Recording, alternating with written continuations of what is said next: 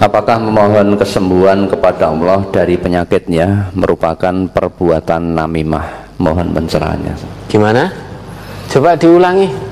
Apakah memohon kesembuhan kepada Allah dari penyakitnya merupakan perbuatan namimah? Kok pertanyaannya kok seperti ini, no? Mohon kesembuhan kepada Allah itu apakah namimah? Lah, panjenengan paham mboten namimah itu apa? Namimah itu perbuatan adu domba, ngedu siji lan sijine. Itu namimah. Nabi kita bersabda, la yadkhulul jannah namamun. Tidak akan masuk surga orang yang suka berbuat namimah, adu domba. Kepada fulan ngomong A, kepada fulan ngomong B. Kepada A menjelek-jelekan B, kepada B menjelek-jelekan A. Itu namanya adu domba. Kalau kita melakukan itu, ancamannya tidak akan masuk surga. Ya. Ngomong kepada A terkait dengan B, menjelek-jelekan B, memuji-muji A, mendukung A. Begitu ngomong dengan B, memuji-muji B, menyanjung-nyanjung B, menjelek-jelekan A, sehingga menimbulkan kebencian antara A dan B, menimbulkan permusuhan antara A dan B, karena perbuatan seorang namam tadi, seorang pengadu domba. Muncul permusuhan, muncul ghil, dua orang atau lebih gara-gara seorang namam pengadu domba. Madorotnya luar biasa. Karena adu domba bisa-bisa dua orang saling bertikai, saling bunuh, saling menumpahkan darah karena adu domba. Makanya pengadu domba dijamin, dijanjikan oleh Nabi kita tidak akan masuk surga. Dulu Hammam bin Haris itu pernah duduk-duduk bersama sahabat-sahabat yang lain dalam satu masjid bersama Hudzaifah. Ini pengakuan Hammam bin Al-Haris, kunna julusan ma'a Hudzaifah fil masjidi. Dulu kami pernah duduk-duduk bersama Hudzaifah di dalam masjid. Kemudian tiba-tiba datang seseorang dan orang itu ikut duduk sampai duduk bersama beliau-beliau itu. Lantas ada salah seorang mengatakan kepada Hudzaifah, faqila li Hudzaifah, inna hadza yarfa'u ila sultani asya'a. Sesungguhnya orang ini yang tadi datang duduk bersama kita itu suka melaporkan omongan-omongan kepada penguasa sehingga adu domba. Maka Hudzaifah menyitir sebuah sabda Nabi, iradata ayusmi'ahu, dengan tujuan agar didengar orang tadi. Hudzaifah mengatakan agak kenceng. Apa yang dikatakan? Sami'tun nabiyya sallallahu alaihi wasallam yaqul la yadkhulul jannata qattatun.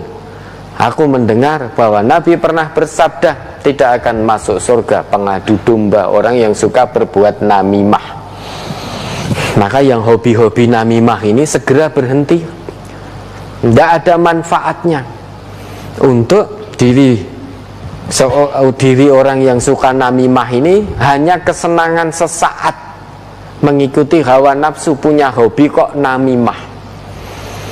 Sehari tidak adu domba, sekujur tubuh terasa merana, kepalanya mungkin merasa pusing, ada yang kurang.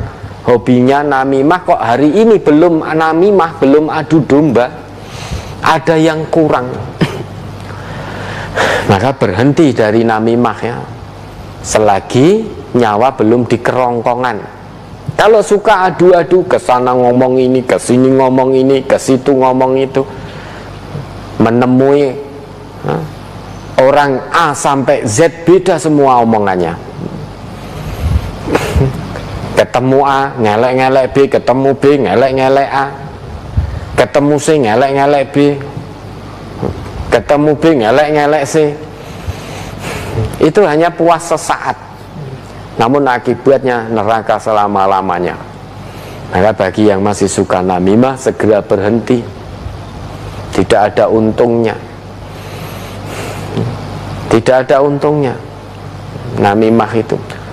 Lah, hal ini, hal buruk semacam ini kok disamakan meminta kesembuhan kepada Allah. Ya kalau kita sakit itu yang maha menyembuhkan hanya Allah, tidak ada yang lain. Wes toh, percaya ora percaya, Quran menyatakan demikian. Nabi pun juga menyatakan demikian.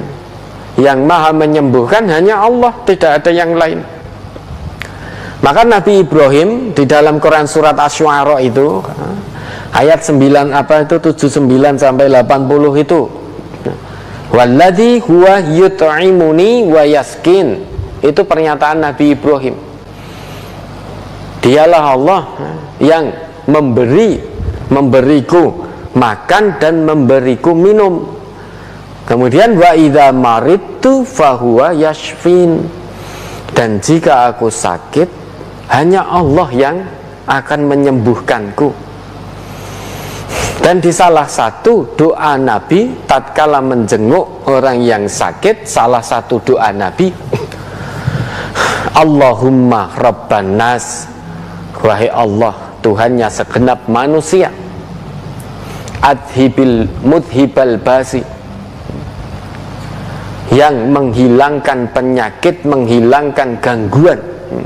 Wahai Allah, duhai Allah Tuhannya segenap manusia yang maha menghilangkan gangguan, menghilangkan penyakit. Ishfi antas syafi, sembuhkanlah dia, karena engkaulah yang maha penyembuh. La syafiya illa anta, tidak ada yang penyembuh melainkan engkau. Ini berarti Allah satu-satunya yang maha penyembuh, tidak ada yang lain. Syifa'an la yughadiru saqama, dengan kesembuhan yang tidak kambuh lagi. Atau mudhibal adhibil basa rabban nas, hilangkanlah penyakit ini, hilangkanlah gangguan ini, wahai Tuhannya segenap manusia. Ishfihi antas syafi, la syifa'a illa syifa'uk, syifa'an la yughadiru saqama, sembuhkanlah dia, engkaulah penyembuh, tidak ada kesembuhan melainkan kesembuhan darimu, kesembuhan yang tidak kambuh lagi. Lah kalau sakit ya mohon kesembuhan hanya kepada Allah. Ikhtiar insani ya ditempuh dengan berobat. Namun kalau nanti sembuh, bukan dokter, bukan obat itu yang menyembuhkan, namun hakikatnya Allah yang maha menyembuhkan, menitipkan kesembuhan melalui dawa, melalui tabib tersebut. Bukan dokter, bukan obat yang menyembuhkan, itu hanya wasilah, ikhtiar insani. Allah titipkan kesembuhan. Dan ini terbukti bahwa dokter atau obat itu bukan penyembuh. Kan tidak semua, satu dokter 3 pasien misalkan, obatnya sama, sakitnya sama, yang satu cocok qadarullah kemudian sembuh, yang 2 mungkin tidak, sehingga harus ganti obat baru cocok, atau ganti dokter baru cocok atas izin Allah. Kan ora peh dokter, ora peh obat itu kemudian misalkan sakitnya flu, tidak harus dokter itu dengan obat itu bisa sembuh semuanya pasien yang sakit flu itu, tidak. Bisa jadi 1, 2, 3, 4 cocok dengan dokter tersebut, dengan obat itu, namun pasien ke-5, ke-6, ke-7 harus diganti obatnya atau ditambah obatnya atau bagaimana. Itu bisa jadi pasien yang lain ke dokter itu tidak bisa sembuh. Mungkin suaminya sendiri karena istrinya dokter mungkin, atau istrinya sendiri karena suaminya dokter, atau anak-anaknya diperiksa bapak dewe yang dokter atau ibu yang dokter ora mari, ternyata diperiksa mantri malah mari. Ini bukti bahwa dokter itu bukan penyembuh, obat dawa itu juga bukan penyembuh, itu hanya ikhtiar insani. Nah kalau cocok atas izin dan kehendak Allah sembuh, bukan berarti obat itu yang menyembuhkan, namun hakikatnya Allah yang maha menyembuhkan. Nah kalau kita sakit ya harus berobat, donga tok ora cukup, donga tok enggak cukup, ikhtiar insaninya juga ditempuh. Idhab ilat tabib, pergi ke dokter, pergi ke tabib, jangan ke dukun.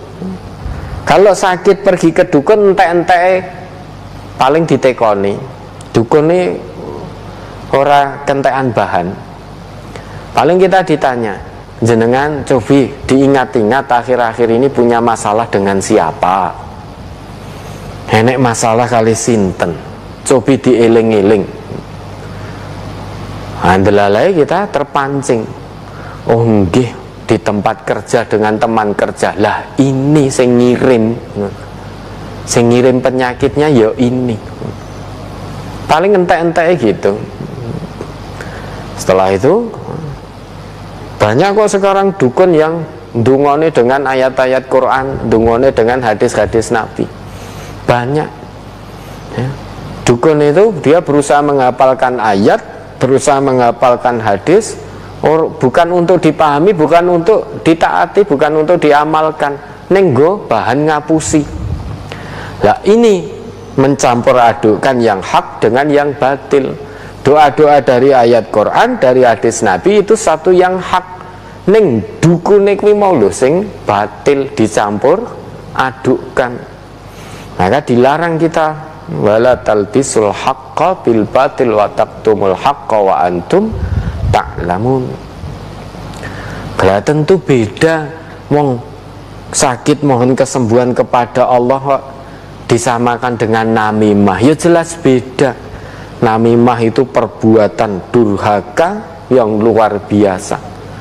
Saking durhakanya, karena madarat yang ditimbulkan luar biasa, maka ancamannya neraka selama-lamanya orang yang suka namimah. Kalau orang yang sakit memang harus mohon kesembuhan kepada Allah. Itu kalau orang yang beriman. Kalau orang yang tidak beriman kepada Allah tentu tidak yakin dengan Allah, maka tidak mungkin mohon kesembuhan kepada Allah. Yang ada akhirnya orang yang tidak iman kepada Allah loro kok ndelalah mari, akhirnya menuhankan dokter atau menuhankan obat, karena dia tidak kenal Allah.